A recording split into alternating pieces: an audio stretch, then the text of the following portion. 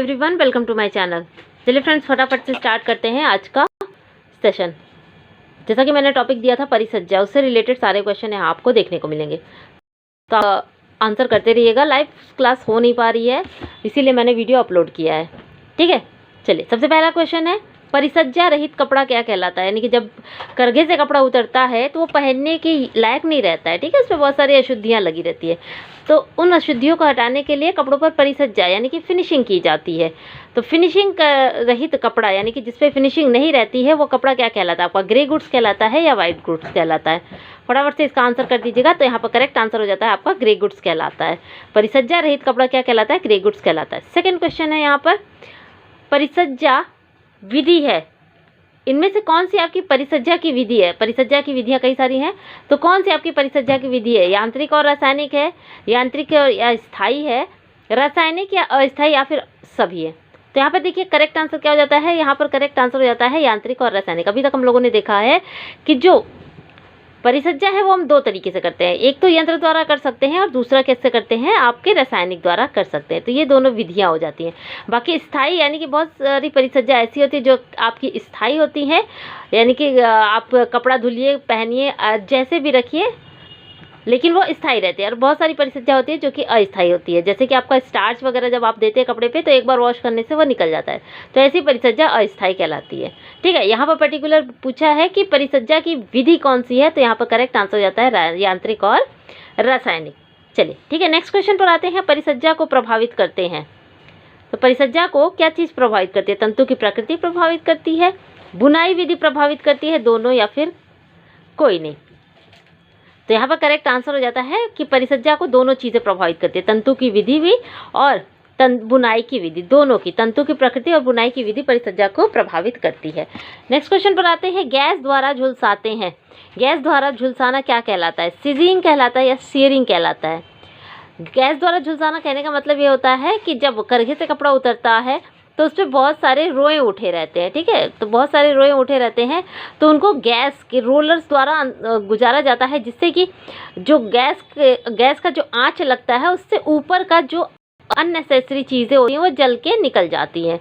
तो यही प्रोसेस आपका सीजिंग कहलाता है। क्या कहलाता है? सीजिंग कहलाता है। गैस द्वारा सतह को झुलसाते हैं, किस प्रोसेस में? सीजिंग में। ठीक है, सीजिंग परिसज्जा की पहली स्टेप यानी पहला स्टेप, परिसज्जा का पहला स्टेप भी कह सकते हैं, परिसज्जा की पहली सीढ़ी कह सकते हैं। प्रथम आवश्यक तैयारी की परिसज्जा है। देखिए वही चीज़ यहाँ पर पूछा गया है, प्रथम आवश्यक तैयारी कौन सी है, सीयरिंग या सीजिंग? तो करेक्ट आंसर हो जाता है आपका सीजिंग। ठीक, नेक्स्ट क्वेश्चन पर आते हैं। सीजिंग करते हैं, किस पर करते हैं? ये गैसिंग के जो प्रोसेस होती है वो किस पर करते हैं? ऊन पर कर सकते हैं कि सिल्क पर कर सकते हैं?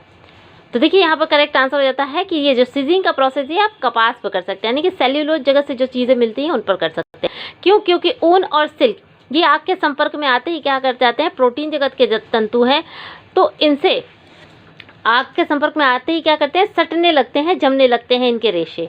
ठीक है, तो ये दोनों चीज़ें आपकी ख़राब हो जाती है, यानी कि जो एनिमल प्रोडक्ट हो जाता है, यानी कि जो जंतु जगत से हमें जो तंतु मिलता है वो ख़राब हो जाते हैं। सीजिंग के प्रोसेस की बात कर रहे हैं, तो सेल्यूलोज की जगह सीजिंग की परिसज्जा कपास पर बिल्कुल आराम से की जा सकती है। नेक्स्ट क्वेश्चन पर आते हैं, गैसिंग। गैस द्वारा सतह को झुलसाना ही क्या कहलाता है? गैसिंग कहलाता है। तो गैसिंग किस में होता है? तो आपके सीजिंग में ही होता है।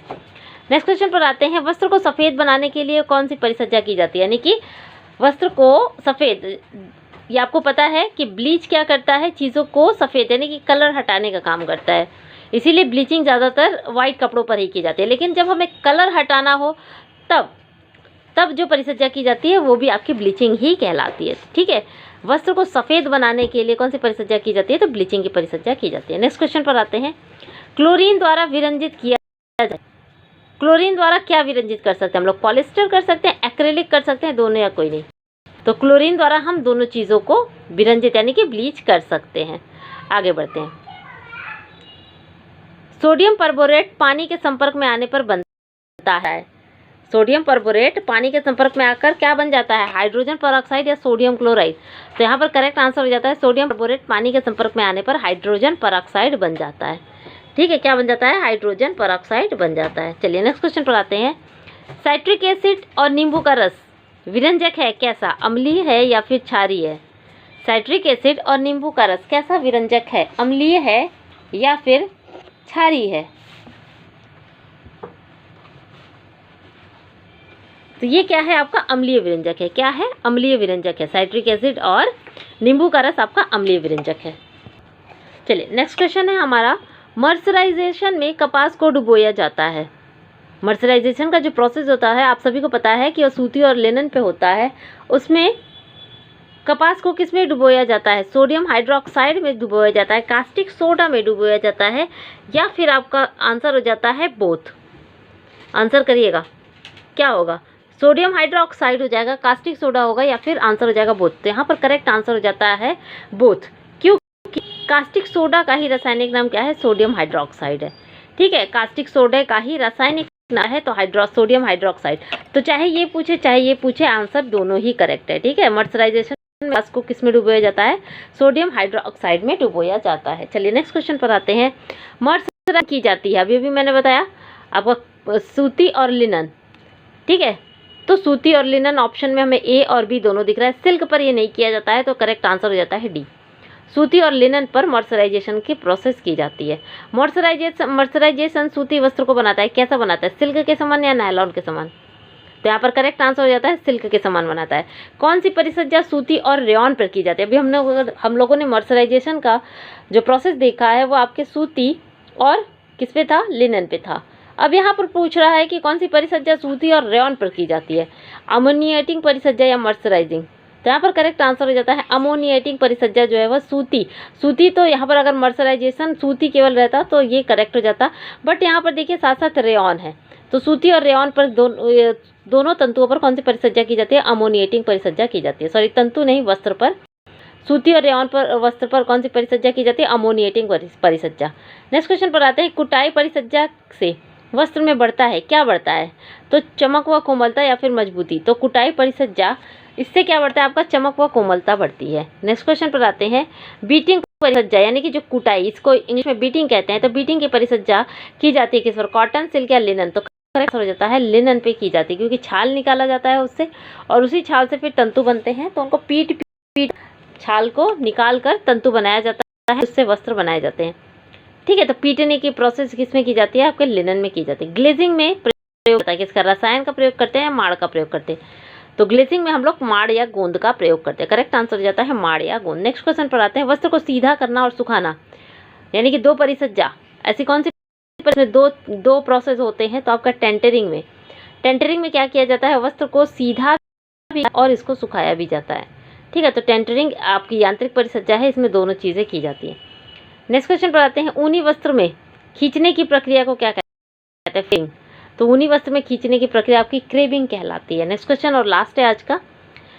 बड़े स्तर पर प्रेस करने की प्रक्रिया कहते हैं। बड़े स्तर पर, जैसे घरेलू में हम लोग छोटे से आयरन से अपने कपड़ों को प्रेस करते हैं, उसी स्तर पर, उसी हिसाब से बड़े बड़े मिल वगैरह में आयरन होता है, लोहा किया जाता है, तो वो प्रोसेस क्या कहलाता है? हम लोग आयरन कहते हैं घरेलू भाषा में। उसको व्यावसायिक स्तर पर, उतने बड़े स्तर पर प्रेस करना क्या कहलाएगा? आपका कैलेंडरिंग कहलाएगा। ठीक है, बड़े स्तर, व्यावसायिक स्तर पर प्रेस करने की प्रक्रिया आपकी कैलेंडरिंग कहलाती है।